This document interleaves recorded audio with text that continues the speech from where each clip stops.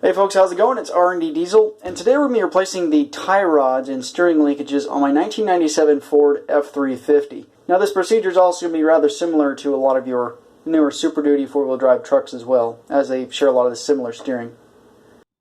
Now probably the hardest part of this whole ordeal is actually finding the right parts. So to let you guys know, the part numbers that you're going to need, at least for this 1997 crew cab long bed four-wheel drive truck with the 7.3 power stroke F350. This thing requires these parts specifically, not the dog. But for these little tie rod ends here, you're going to need the ES3009R. That's a Moog part number, and it also translates over to the Master Pro brand. This is the knockoff one from O'Reilly Auto Parts that I ended up getting. They're a heck of a lot cheaper. Now for this one that is shorter but semi-long one up here, you're going to need a DS1068. And then for the very long one, you see here on the bottom, that is going to require the DS1071, as you see right there. And again, for these little short tie rod ends, you're going to need two of these. Part number is ES3009R. Now, I don't know about these adjusting sleeves. You should probably replace them ideally, but mine look like they're in decent shape, so I'm going to try to reuse them if I can. Now, I live down here south where we can reuse this stuff, and rust is just cosmetic, but I'm sure for you northerners, you might need to go ahead and get new adjusting sleeves as well. Now, one thing to note if you're doing any sort of suspension work is that it's always a good idea to make sure that you get in alignment. Now, whenever I got my truck aligned, I found out something, so I want to go ahead and share this with y'all. So I don't know if you ever notice, you'll see some old trucks going down the road, and it looks like the wheels are kind of towing or kind of falling in, and this is what's called negative camber.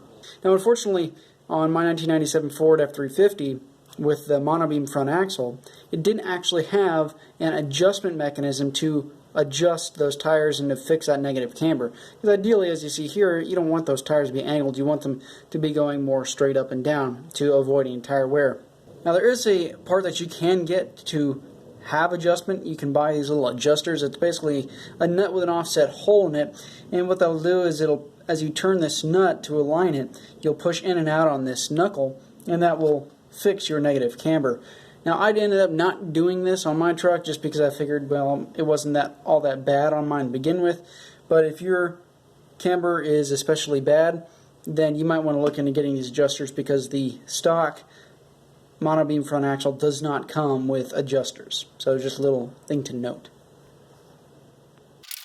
Now, the main reason I was replacing mine is because I was suspecting that I was getting this rather weird clunk, and I was thinking that it would be coming from those tie rods, and I of course had loose steering with it being an old truck and everything, and naturally replacing the tie rods and steering linkages is a way that you can reduce the slop in the steering. Now, of course, as I was doing this, I parked the truck on level ground, and I put the seat belt through the steering wheel just to kind of remind myself not to turn it so that I wouldn't potentially mess up any alignments that you might have. Now, quite frankly, this step probably isn't necessary, but it's just a habit I've gotten into from previous jobs and figure it wouldn't hurt for this one. Now, first off, there's a bunch of bolts and a bunch of couplers that hold all your tie rods together, and I started off by soaking all those bolts underneath with some WD-40 just to help loosen them up, especially since I was planning on reusing these adjusting sleeves. Now, next up, if you take a look at all your tie rod ends, you'll see that they have a cotter pin, so you just bend that up and you'll pull it out. And that cotter pin is really just there to help retain it and make sure that, of course, that nut doesn't come out. Now, I originally did try to use an impact wrench, but unfortunately I couldn't quite get the right angle on it, and you can see me here kind of stripping off that bolt. So really just grab a large wrench. I used a 1/2-inch ratchet, and that seemed to get the job done with a big breaker bar. And of course, this part's pretty basic. You just undo the nut. And if that base starts spinning on you, one trick I found that works pretty well is you grab like a C-clamp, and what you do is you basically squish the whole unit together, and that can help keep that stem from spinning on you so you can get that nut free.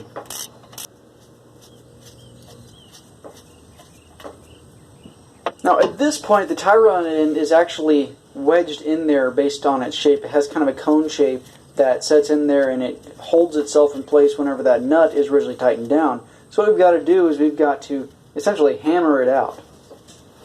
Now, originally I just put the nut back on there and tried beating on it with a hammer. That, I'm sure you could get it work if you were desperate, but really the best thing to do is to get this tool called a Pickle Fork. So you can see here's my Pickle Fork, and unfortunately what this thing does is it will go in between your tie rod link, and it does unfortunately generally break the boot, and so you can't reuse the tie rod ends if you use a Pickle Fork. If for whatever reason you're reusing a tie rod end, you probably want to get an actual tie rod puller.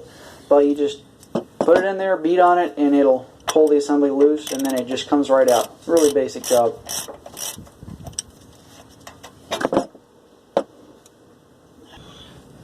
And of course we'll do the same thing for the other side, because you got the two tie rod ends that go to either wheel.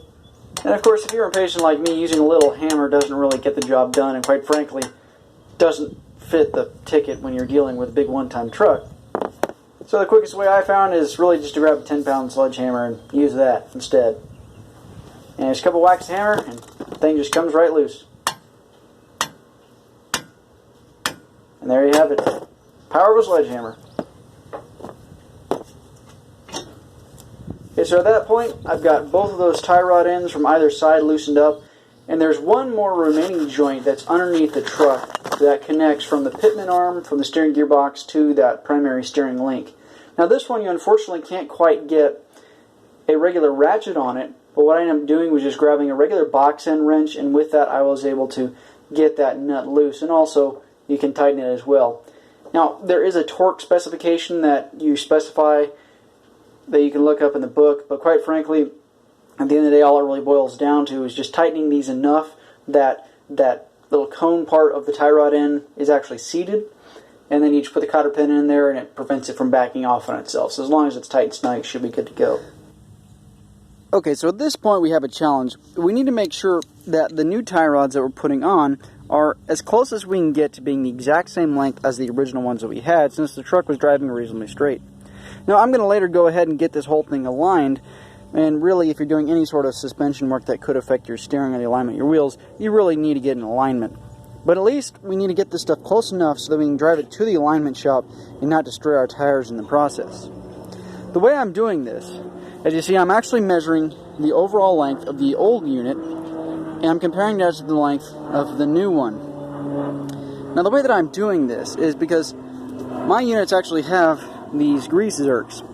So what I'm going to do is go ahead and install this on all the tie rod ends that I have. Snug that up. And then we're going to go ahead and just kind of set it out right next to it for now. Now the next thing I'm going to do is grab my tape measure. And what I'm going to do is set it over on this end.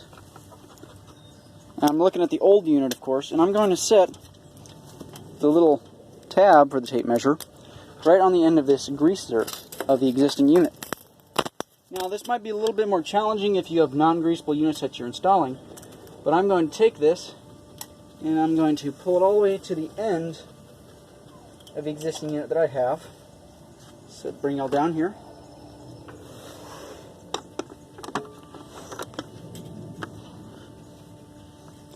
And you can see I'm measuring now to the center of this grease zerk, and I see that it actually measures 56.5 inches from the end of that grease zerk on the end to the middle of this grease zerk here.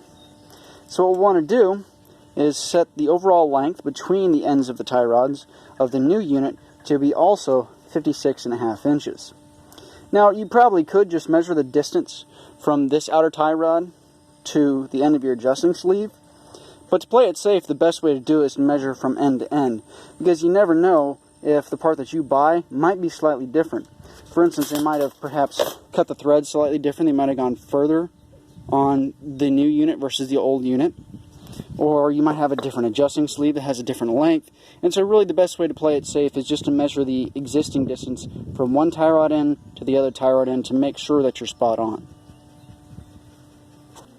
Now one thing I'll have you guys know is that I had a little bit of an issue trying to get the actual threads end of the tie rod into the existing hole. So what I ended up having to do was I had to loosen up these adjusting nuts in the sleeve, and then I had to rotate it over a little bit, and I actually backed it out 2 turns or something like that. I kept track of how many turns that I turned it, so that whenever I came back, I could tighten it. Once I got the threads actually seated in here, I could tighten this sleeve back to the way it was, at least get it close enough. But at this point, I've got that all set, so I'm going to go ahead and tighten these on the adjusting sleeve before I forget.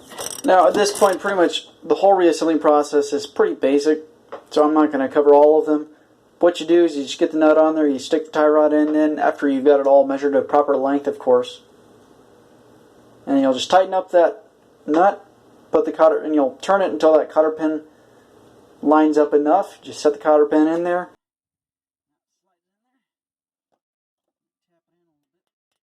Make sure that this thing doesn't come out. And there we go. That's all there is to it. This thing's installed. We'll go ahead and do that for the rest of these remaining tie rod ends, and in the end we'll just add a couple squirts of grease, and then we'll get this thing aligned.